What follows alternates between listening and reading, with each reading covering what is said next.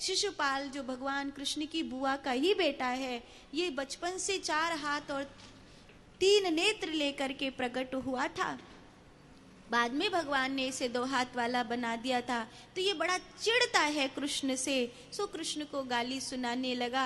99 गाली तक भगवान कृष्ण कुछ नहीं बोले, लेकिन जब 100वीं गाली इसने द्रौपदी और भगवान कृष्ण के संबंध को दी और इस संबंध को कलंक लगाया, तो भगवान कृष्ण का चक्र सुदर्शन चल गया और शिशुपाल का अंत हुआ। शिशुपाल के अंत होने के बाद भगवान कृष्ण की इस अश्वमेघ यज्ञ में प्रथम पूजा हुई, लेकिन इसके बाद कौरवों ने दूत कीड़ा करी, जिस दूत कीड़ा के बाद पांडवों को 12 वर्ष का वनवास और 1 वर्ष का अज्ञातवास भोगना पड़ा।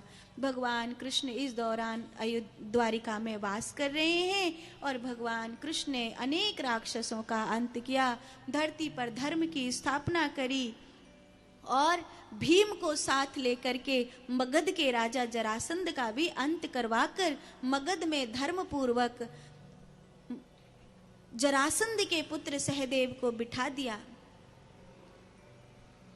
एक बात मुझे यहाँ आपसे कहनी है, शायद फिर समय निकल जाएगा तो चूक जाएगी। अब तक हमें किताबों में पढ़ाया गया है कि एकलव्य जैसा गुरु भक्त कोई नहीं। कभी कभी हमें लगता है कि द्रोणाचार्य जैसे विलेन हैं, वो बुरे आदमी हैं कि उन्होंने एकलव्य जैसे एक बालक का अंगूठा मांग लिया और अर्जुन को आगे करने के लिए। यही सब सुना है ना हमने, हाँ कि ना? यही सब सुना है, लेकिन इसके पीछे की एक और कहानी है जो शायद राजनीति के कारण आपको नहीं बताई गई है, और वो कहानी ये है कि एकलव्य जरासंध के सेनापति का बेटा था और अर्जुन से 15 वर्ष उम्र में बड़ा था। जिस समय एकलव्य द्रोणाचार्य जी से छुप कर विद्या ले रहा था, उस समय एकलव्य जरासंध के शस्त्रागार का स्वामी था। वो लगभग सभी शस्त्रों को चलाना जानता था और इतना क्रूर युवक था वो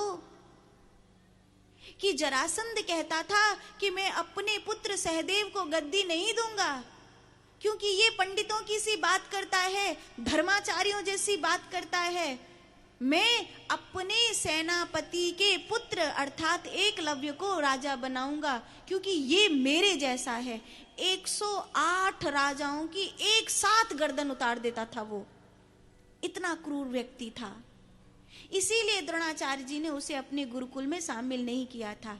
लेकिन हमको अब तक राजनीति के कारण यही सिखाया गया कि वो भीलों का लड़का था, आदिवासी था, इसीलिए बेचारे को द्रोणाचार्य जी ने नहीं।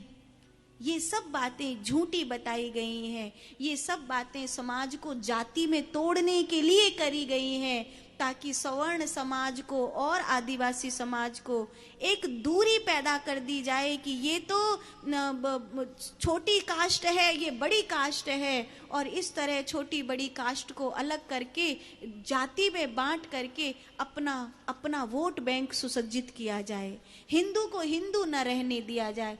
इसीलिए ये कहानी रची गई। द्रोणाचार्य जी ने अंगूठा इसलिए नहीं मांगा एकलव्य से क्योंकि अर्जुन को आगे करना था। द्रोणाचार्य जी ने एकलव्य से अंगूठा इसलिए मांगा था क्योंकि एकलव्य जैसा क्रूर शासक अगर द्रोणाचार्य जी की धनुर्विद्या को सीख लेता, तो जब कौरव पांडवों का युद्ध हुआ तो धर्म की स्थापना में सबसे ज्यादा बड़ा रोड़ा एकलव्य ही साबित होता। और द्रोणाचार्य जी धर्म के स्थापक थे, इसीलिए द्रोणाचार्य जी ने एकलव्य से उसका अंगूठा मांग लिया। और वो देना उस समय उसकी मजबूरी थी, समर्पण नहीं था, मजबूरी थी। क्योंकि अगर वो अंगुष्ठ नहीं देता है तो द्रोणाचार्य जी जो उसने और शस्त्र चलाना सीखा है उस विद्या को भी अपने श्राप से नष्ट कर देंगे, तो और विद्या भी इसके साथ चली जाएगी। इसलिए कम से कम इनका सिखाया हुआ ज्ञान जाए, इसीलिए उसने अंगूठा दिया था। ये बात हमारे बच्चों को नहीं बताई गई।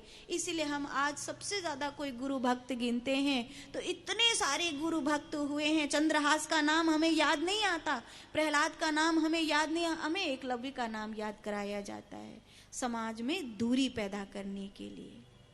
तो ये एकलव्य और ये जो महाभारत की घटना है, जब भगवान कृष्ण ने भीम के द्वारा जरासंध का अंत करवाया,